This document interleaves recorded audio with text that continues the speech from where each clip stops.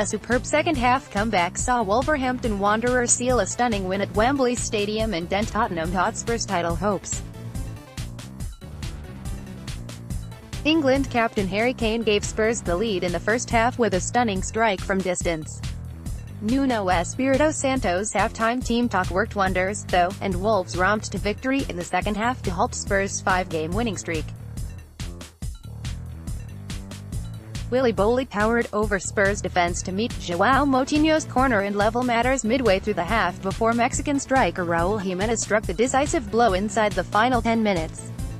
With Spurs pressing desperately for an equalizer, Wolves picked them off on the counterattack, allowing Elder Costa to make it 3-1 with his first Premier League goal. It was a memorable afternoon, and this is what the national press made of it. Watch Alex dig in on what that means for Wolves. I'm still fond of that club. Julian Lescott has this message for Wolves. BBC Sport. Wolves fans, players and manager Nuno Espirito Santo celebrated wildly at full-time. They did not create chances in the opening 45 minutes but, unlike Everton and Bournemouth before them, defended well enough to stay in the game. Then, when Spurs' performance dipped, they began to exert control on the game and Nuno made the right substitutions. Joao Moutinho was introduced to the base of midfield in the 68th minute and dictated play, as well as providing the pinpoint cross from the set piece for Boly's equalizer. Victory means they jump to 7th in the table, 1 place and 3 points behind Manchester United. They began 2018 as a promotion-chasing championship side but ended as a team in the top half of the Premier League with a famous win over a title contender. Scenes opposition verdict. Nuno says player ratings. The Independent. Willy Boly got the visitors back in the game in the 72nd minute with a thunderous header from Joao Moutinho's cross. Then, in the 83rd minute, Wolves took a deserved lead after Raúl Jiménez hit an accurate shot past Hugo Lloris at the near post. The visitors put the game to bed in the 87th minute when Costa was played through on goal by Doherty before tucking the ball past Lloris. Wolves have taken points from 5 of the top 6 clubs, with Liverpool the only side who have beaten Nuno's side so far this season. Wolves fans are regularly treated to some brilliant performances against the bigger clubs, and as they climb to 7th in the table, it is not an unrealistic prospect to imagine them in Europe next season. This is Wolves' target. After bringing down the curtain on brilliant 2018 Daily Mail, they did show the requisite courage. At the end, Nuno danced a deft jig in front of the travelling fans. Only a few of those will have watched their team here previously. Some will have been here 30 years ago for the Sherpa Van Trophy win. That speaks of how far they have travelled from the old Division 4. Others might have witnessed the 1980 League Cup win. That was perhaps the last time Wolves mixed it with the elite, beating European champions Nottingham Forest. It felt like a surprise, but maybe it shouldn't have. Not so much because of Tottenham's difficult history when expectations climb, but more in the sense that Wolves have earned the right to a little respect.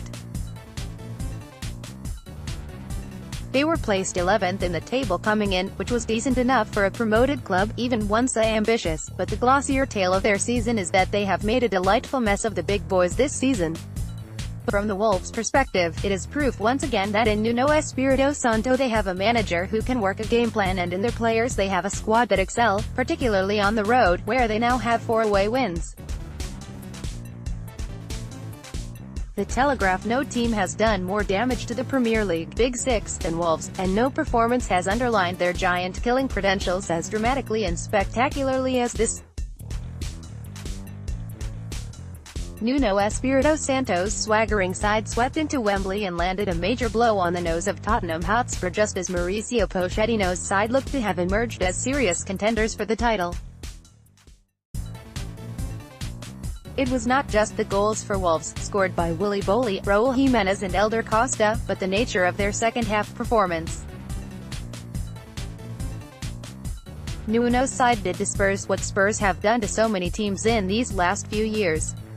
Wolves squeezed high, worked their opponents out, then sliced them apart with precision and speed. "We want 4, pleaded the away fans at the end, when the magnitude of this result was beginning to sink in. London Evening Standard: Wolves were seeing enough of the ball, but their approach played into Tottenham's hands, either hitting it long and handing possession back to the hosts or waiting to hit on the counter.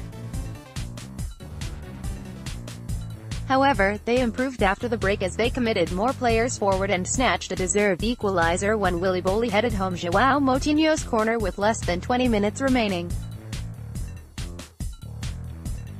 Wolves in the ascendancy found themselves ahead 5 minutes later as Tottenham stood off Jimenez and invited the shot from the edge of the area, which beat Lloris. They weren't done there, and Costa put the result beyond doubt soon after to conclude a stunning second-half performance and end those faint cries of a Tottenham title tilt. Spurs fans are all saying the same thing after Wolves' win at Wembley. The Guardian: unfortunately for Tottenham, Wolves proved far more durable opponents than Bournemouth and Everton after falling behind to Kane's 18th goal of the season. The visitors played with impressive intensity and enterprise as the game wore on and were threatening long before producing an exhilarating 15-minute flurry that resulted in goals for Willy Boly, Raul Jimenez and Elder Costa. This was no smash and grab. Wolves, who were up to 7th place, were worthy winners. Wolves adopted a cautious approach in the opening period, and there was an air of edginess as Tottenham attempted to demonstrate their title credentials.